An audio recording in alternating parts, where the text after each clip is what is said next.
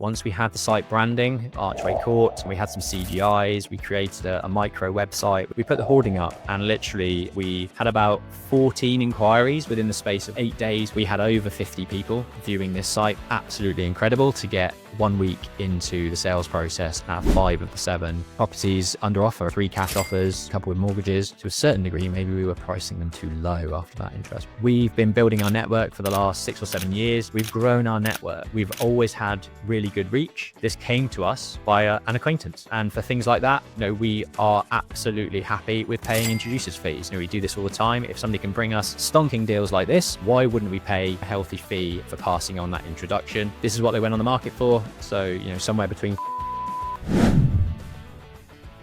Where do we find deals like this? This is a cracking deal, a cracking site. You'll see from the figures later that it's a very, very profitable deal for us. We've been building our network for the last 6 or 7 years. We've grown our network. We've always had really good reach. A friend of ours effectively kind of lived near Marlow, knew the area, used to have a lot to do with the theatre club and company that was occupying this site. This came to us via an acquaintance, via a friend. And for things like that, we are absolutely happy with paying introducers fees. We do this all the time. If somebody can bring us stonking deals like this, why wouldn't we pay 1%, 2%, whatever it may be, to take that project forward, pay them a healthy fee for passing on that introduction? And for us, that is a fantastic way of securing new opportunities. The way that we find sites a lot in the past, it's sort of this direct to vendor, direct to owner doesn't come about that often. Most of our stuff actually comes on Rightmove, and there'll be a lot of people out there that say you can't find opportunities on Rightmove or good deals on Rightmove, but you absolutely can, and a lot of our schemes are. This was very much kind of direct to the vendor of the property, which gave us the opportunity to build relationships with him. When you're going into deals, land deals, property deals, whatever,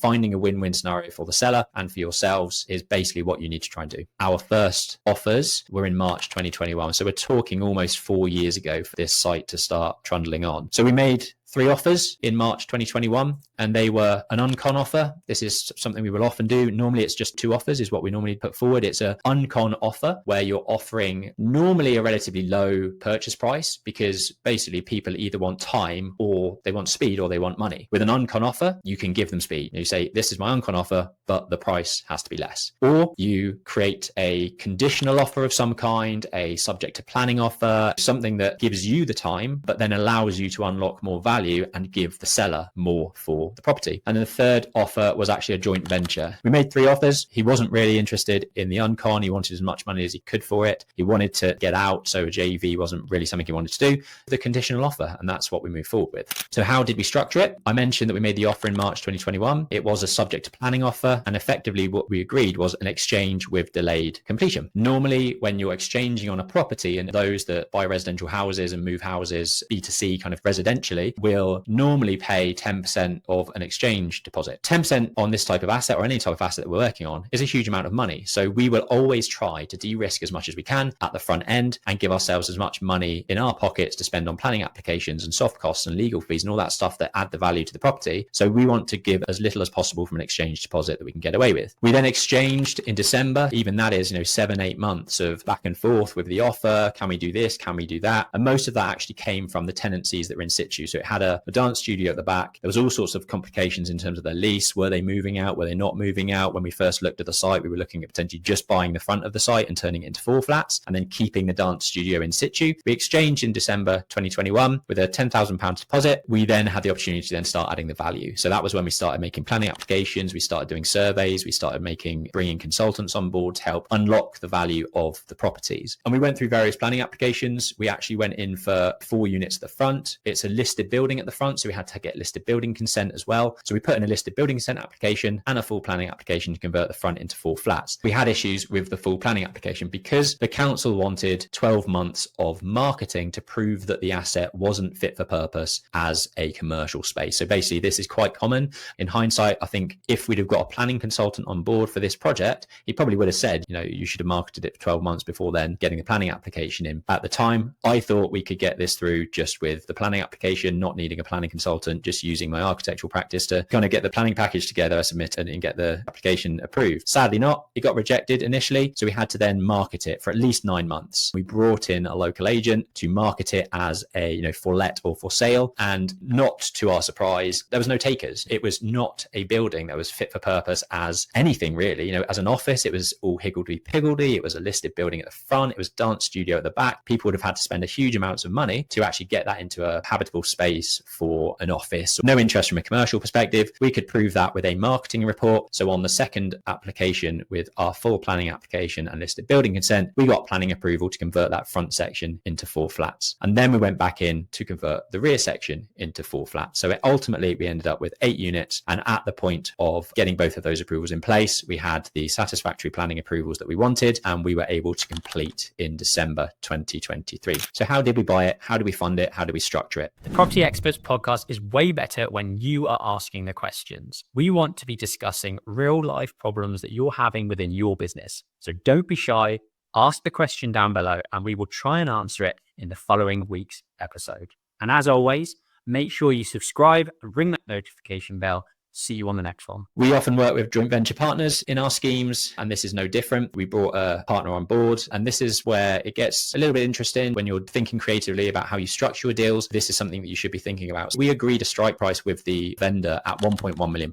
After getting the planning approvals in place in that December 2023, we had an offer on the table to buy that from us at £1.35 million. So we probably could have walked away quite easily with the best part of 200 grand, sort of clear profit on that scheme if we just sold the site with planning approval in place. We wanted to build it out. We recognized that Marlow is a very affluent area. Things always sell really fast in Marlow. It's a great site. It's right off the high street, perfect for downsizers, really, really cute, quirky site that we think would sell well. So what we agreed with our incoming investor, we've already added lots of value. They're buying that asset below market value. Already had an offer on the table for £1.35 million. We wanted to realize some of that value and money that we'd already spent. So although we'd agreed with the seller, purchase price of £1.1 million, we ended up having a strike price with our joint venture partner of £1.2 million. So we still left a lot of value on the table in terms of what it was being bought for, but we realized some of the gain and the value that we'd already had and already spent in the 2 years, between getting the project agreed and actually completing. That's a lot of time. That's overheads that we've had to kind of deliver on the value. We took the £100,000 in terms of the difference of the purchase price and the strike price with our investor. Our JV equity investment partner brought in circa £750,000, 750 grand on an equity basis. Typically, we'll get 2 types of development. We'll get a joint venture equity partner where effectively shared risk, shared reward, that money comes in and they get a share of the profit. The other option is on a loan basis. So it might be that somebody would invest X amount for a fixed return, basically a interest rate of return. Nothing's ever fixed, nothing's ever guaranteed, but ultimately there'll be a loan agreement in place where it is a fixed amount as opposed to an equity amount where the returns could be 5% or it could be 50%, depending on how well the deal actually works. We then got first charge lending with a senior debt lender, so a bank, where they gave us £700,000 day one to buy the asset. And then they gave us a drawdown amount of £800,000 for the development costs. So that includes all of our utilities, our build costs, our planning, detailed design, everything that we need to deliver that scheme. 100% of costs are often provided with a development finance facility from a bank like this one. That 100% of build costs doesn't get paid until after it's spent effectively. So you're getting paid in arrears. So you need cash flow to cash flow the deal, to cash flow the works. And then at the end of every month, the monitoring surveyor will come out and value the works completed and effectively give you that amount back as the drawdown up to the amount that they've provided, which is £800,000. So that's typically a very, very high level overview of how a development finance structure might work. The design and planning, a great place to start. When you're reviewing sites and you're looking at planning applications, normally they upload planning drawings one by one, and you've got,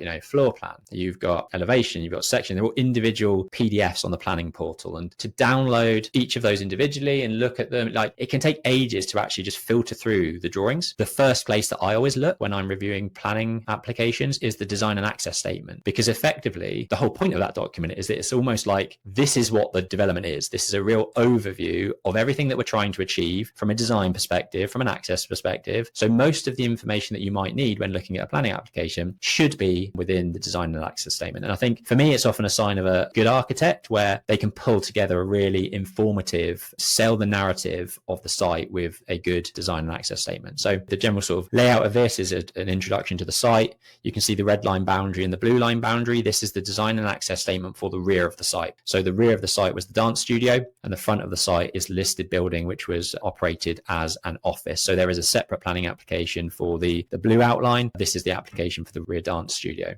This is West Street. It's literally one of the sort of secondary high streets off the main high street. Great location next to a public car park. There's lots of golf courses. Marlow is a fantastic place to be, very affluent market town. This is what it looks like from the rear. You've got this passageway. You come under this undercroft. So from the main high street, which you can see here, there's an undercroft that takes you to the rear of the site. And it's quite tucked away. And that's what I think the appeal of this site is. When you go in, it's secluded. It's on the main high street. But as soon as you get through that undercroft, you can't hear much of the road noise. It's nicely tucked away. The design that we've come up with has spacious gardens for 4 of the units. We'll do a little bit about the planning history. On this right hand side, this is the listed building with the office conversion to 4 flats. And then at the rear of the site, this was the dance studio where we've got planning approval for an additional 4 flats. We also went in for a couple of dormer roof extensions to get more space up in the loft. And where we could, we would also try and squeeze out a little bit more value. There's a lot of building on this site already. So for us, it was about how do we optimize and maximize the existing square footage that we've got and make the best use of it. And the thing that we went in for to add additional value is... Sorry to interrupt, but our YouTube statistics are staggering. 80% of you people viewing are not subscribed to our channel, yet 50% of watch time has been from non-subscribers, which means clearly there's lots of value being created, but you're not subscribing. So if this is you, you're not subscribed to our channel, but you tune in regularly to watch our content, please consider subscribing down below. We release 1 video every week, and I guarantee it will help you grow your business. See you on the next one. These orange dashed lines were where the previous external walls were. It's not a huge extension, but it adds incredible amounts of value to the 2 flats that it serves because it allows us to rearrange the internal space to be far, far better. So all we did is extend this wall by 2 meters. What that gained us was a far nicer open plan kitchen dining living space, which is about 32 square meters. And it also allowed us to take the bedroom space, which was tucked away in the corner with only a roof light for light, and bring the bedroom space next to the courtyard with a window looking out on the courtyard, much bigger bedroom, much nicer bedroom. And then we could squeeze the bathroom back tucked away in the corner with the Velux. So we were able to swap the bathroom and the bedroom by adding this extra 2 meter extension, which has made this studio, far better. It's a listed building, so obviously we've got to be a bit cautious of what we do on the front. We've put new gates giving access to this undercroft, whereas we've gone in for a pedestrian gate for the residential access. The great thing about this site is that every single flat, all 8 flats, are masonettes, which means they've all got their front entrance doors. It's not a block of flats where you have to go up a communal stair core and then you've got 4 flats on each level. Literally every single flat has its own front door. Although it's still leasehold, is a great selling point. And this one on the ground floor has its front door straight off the main high street as well. So you've got 1 flat that you're accessed off of the main high street, and then the rest of the 7 are accessed via this undercroft, via this front gate. This was the 2 meter extension that we brought out into the courtyard, made the courtyard slightly smaller, but made the internal space much better, like I've mentioned. So what we have done in the center of this extension is we are going to be adding an Oriel window. They look like this. They're basically like glass boxes that kind of project out of the wall. Okay, so this is the juicy stuff that I know you guys all want to know. What are we spending on this? What's the development appraisal? How much does everything cost? I said earlier, strike price land agreed was 1.2 million. We did have agency fees, sourcing fees, which I mentioned earlier. Happy to pay introducers fees when they bring deals like this. We had stamp duty, which would have been commercial rate, which I think would have been £44,500. But we often try and get multiple dwellings relief on a lot of projects like this, whereby we're converting it into numerous units. On completion, we make sure that we have started the works to convert the space into the 8 flats. By doing that, effectively, you are implementing the planning approval, you are starting works, and there is therefore multiple dwellings relief available. Then we've got our planning and detailed design fees, which typically when we're looking at this as a very, very high level, your planning planning and detailed design, which is your sort of rebirth stages 0 to 4, will come out somewhere between 10 and 15% typically, depending on the size of project. We make some allowances for stripping site, 20 grand to clear the dance studio, clear the office of all the stuff. You'll always need warranties. So 10-year structural defect warranties is what you'll need for a lot of the conversions and new builds that you do if you want to sell it. And I actually had this conversation with a mentee of ours recently, whereby they were about to embark into an office conversion to full flats. And I said, who's doing your warranty? And they said, what's that? And, they'd already started the process. And to get warranties after the fact, once you've done the work, will cost you 4 times the amount than it will actually getting them in upfront. And you typically spend probably 1,500 quid to 2 grand per unit. We normally spit out a base build cost with the fixtures and fittings and finishes as a separate line item. Now, what that does is give us a bit more control. So you can see here, we've got for 8 units, 108 grand. That includes your kitchen, your bathroom, your sanitary ware, your flooring, all of those finishes basically that are often kind of client supply. And what I like about breaking that out is that you get more control. Utilities, we've had about 5k in this per unit, so 40k in total to get water, electric, gas and data onto site. We did go gas with all of these flats. I still think people like and know how to use gas boilers. And from an operational perspective, the cost of running a gas boiler is 25% of the cost of running an electric system. So I don't think that is going to change that far into the future. We've got a development management fee in there. We've learned from history, we have overheads within our XP Property main business who's delivering this site. We have project managers, we have finance assistants, we have a team behind that. Our development management fee is typically in there about 5% of the build costs. Our investors get huge amounts of value working with us because we have that team. Marketing and legals, we will often